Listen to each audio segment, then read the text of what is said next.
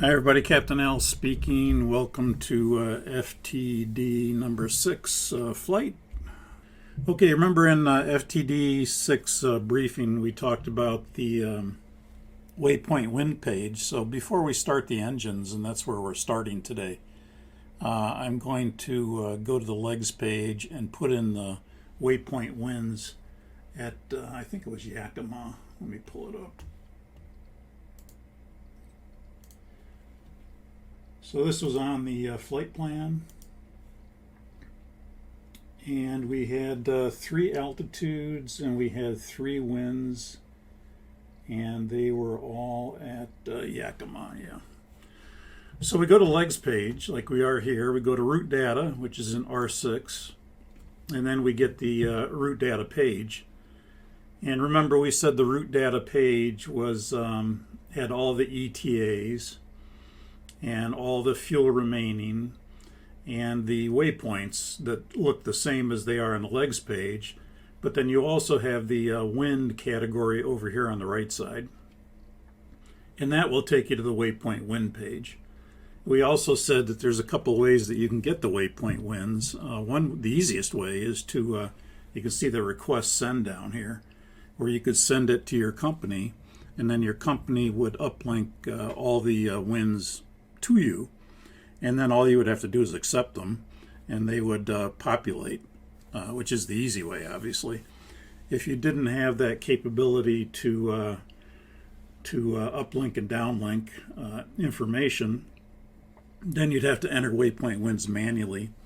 And we also said that you'd enter enough of the winds in order to get you going, and then once you're up in the air and you reach your cruise altitude, then things slow down a little bit, and then usually the pilot monitoring then will put the rest of the winds in.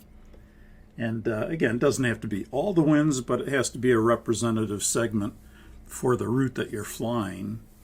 And the more information you give it, the more the computer can refine that information and then give you a very accurate ETA and fuel remaining at destination. So I suspect most people today probably have the ability to get the winds uplinked to them. However, you also have all the winds in your paperwork. When you get your paperwork, you have all the winds at all the waypoints, and you could enter them that way as well. So we'll go ahead and select the waypoint wind page for Yakima.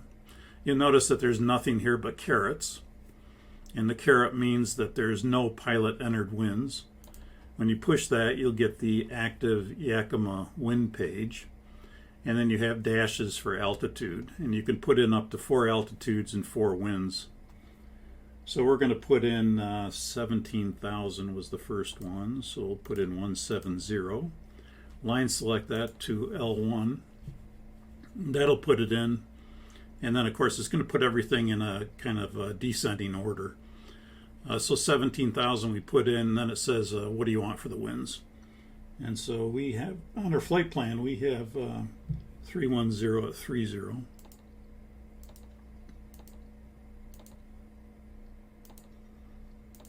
And so we line select that to the R4 position.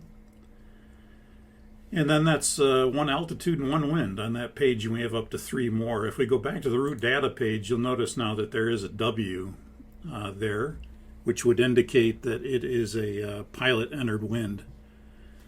You'll also notice that if we go to the ropes waypoint wind page, that wind we put in at Yakima will propagate forward, but it's in small font. So if I took my paperwork and then looked up the ropes wind, I could then put the ropes wind at 17,000 in there, and then it would go to big font. So small font means it's been propagated forward. Big font would indicate it's a pilot entered wind, and then you get the W on the waypoint wind, or on the route data page. You get that little W. We'll go back to route data. There's that W indicating it's a waypoint pilot entered wind. We select it, and now we'll put in the rest of the winds. We have wind at flight level 210 that we can put in. You'll notice it stacks it right on top of the 17,000 since it's above. And our flight plan shows 330 at 42 knots.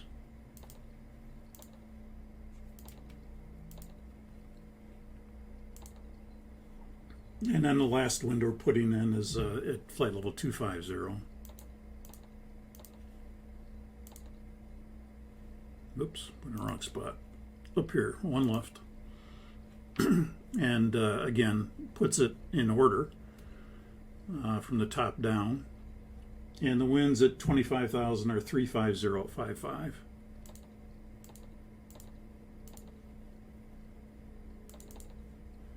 So you can see this would be a little bit of a tedious process, but when you have a 12, 14-hour flight, it doesn't take that much time to put them in even manually. But the ideal thing is to get them automatically via your company, and then it's real easy. Go ahead and execute that. And now you notice we have this altitude outside air temperature, and we said that if you are at a given altitude and you know the outside air temperature, you can put that in this line, and then it would give you the outside air temperature at these altitudes based on a standard lapse rate of 2 degrees centigrade per 1,000 feet. If we go back to route data again, you notice again we still have just the W there. Waypoint winds at Yakima. Pilot entered winds.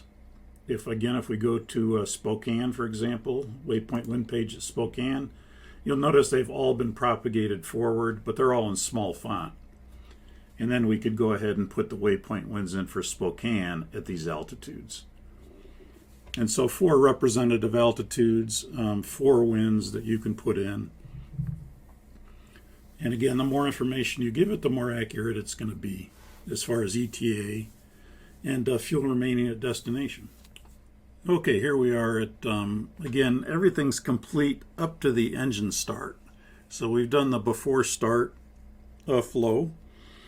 We've done the before start checklist, and now we're up to the point where we have 2 packs off and we're ready to start the engines. So we've been cleared to start engines, and we'll go ahead and start 4 and 3. We're going to have a non-normal engine start today using the auto start system. So we'll start 4 and 3, and the FO would of course pull those, and then I would go fuel control switch number 4, fuel control switch number 3.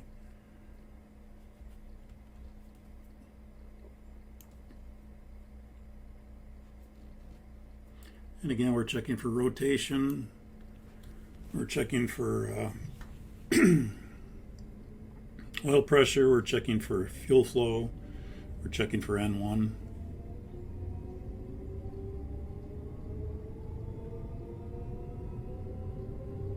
And again, after the EGT peaks, the red tick mark on the EGT should go away as the EGT declines from its hottest temperature.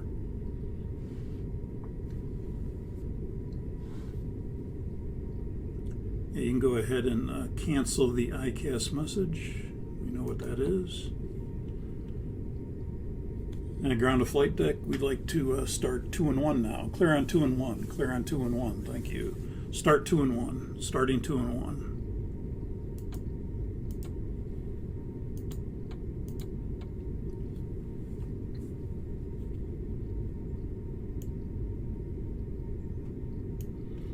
We've got rotation. We've got oil pressure. We've got N1. And we've got fuel flow and light off. Fuel flow's high on number 2. You can see that it just peaked just prior to the EGT. It cut off the start. It motors it. It tries it again. And it actually did reduce the fuel flow. The second time, again, it cuts it off. The fuel comes down. Tries it again a third time. And then after the third time, it says that's enough. I tried it. I tried to cut it off, motor it, clear the engine, reintroduce fuel and ignition, and reintroduce less fuel in the case of a hot start. And it tried it 3 times, couldn't do it, so we would go with the engine 2 auto start procedures. So we would identify the problem, engine 2 auto start, and then I, as the captain, would say, engine 2 auto start recall item, fuel control switch number 2 to cut off, checklist engine 2 auto start, and then the FO would get out the checklist. And engine auto start normally would be on the front page of the quick action index, and you'll see it is here. This is again the quick action, the quick reference handbook is an old quick reference handbook from PMDG via Boeing licensing. So there actually are more quick action index items that are what's shown here, but this is kind of an old one, but this is the one we're using. And you can see that in the case of engine 1, 2, 3, 4 auto start, it does have that 7.3 and 4. Of course, we can just link to it. And we don't want 109, we want 570, which is the freighter.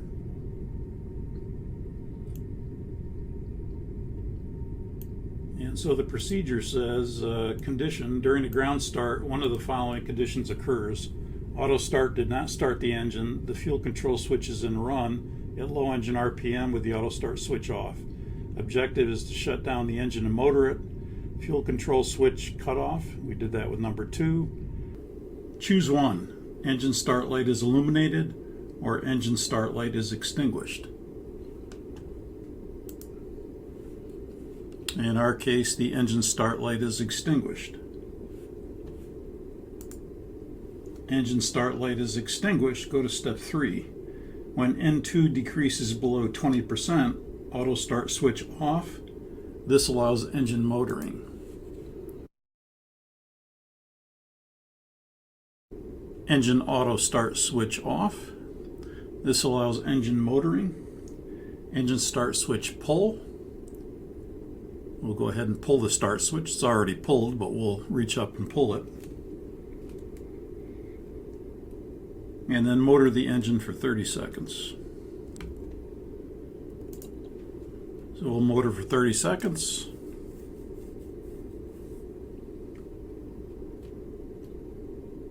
And we'll say 30 seconds is up.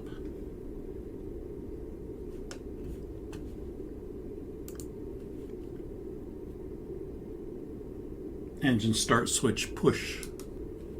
Engine start switch push. And that completes the engine 2 auto start checklist. And at this point we would call maintenance. And maintenance says that they suspect the fuel metering unit. They have changed the fuel metering unit, logbook signed off, and they'd like us to restart engine number 2. They're fast working here. So we'll go ahead and bring the auto start switch back on. And flight deck to ground, we're gonna start number 2 engine at this time, if that's okay. Cleared to start number 2. Okay, start number 2. Starting 2.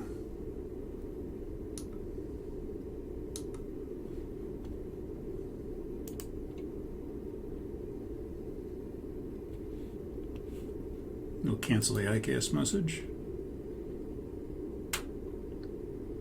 Got rotation. Got oil pressure. Got N1. We've got fuel flow. And we have light off.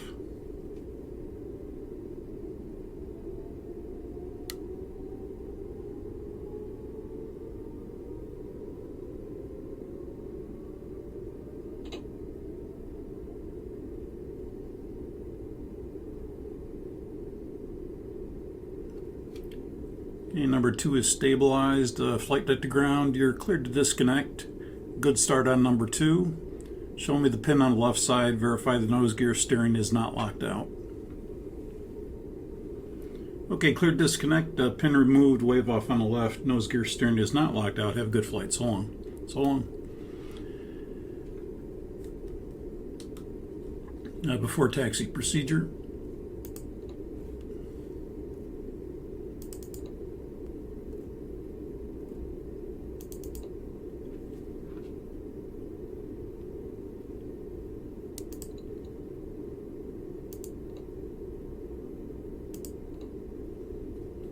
Flaps 10.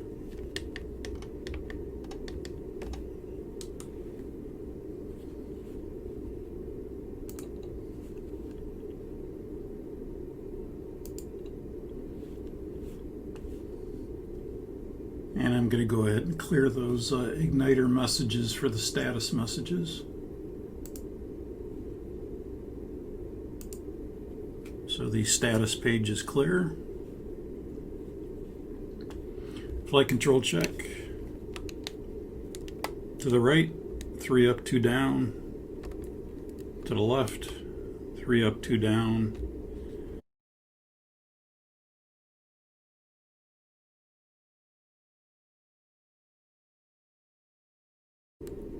Rudder right, neutral.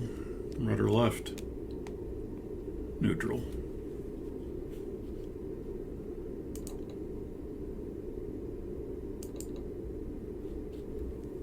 And before taxi checklist. Before taxi checklist. MTS. Auto. Recall. Checked. Auto brake. RTO. Flight controls. Checked. Ground equipment. Clear left and clear right. Before taxi checklist completed. Thank you. Let's get a taxi clearance.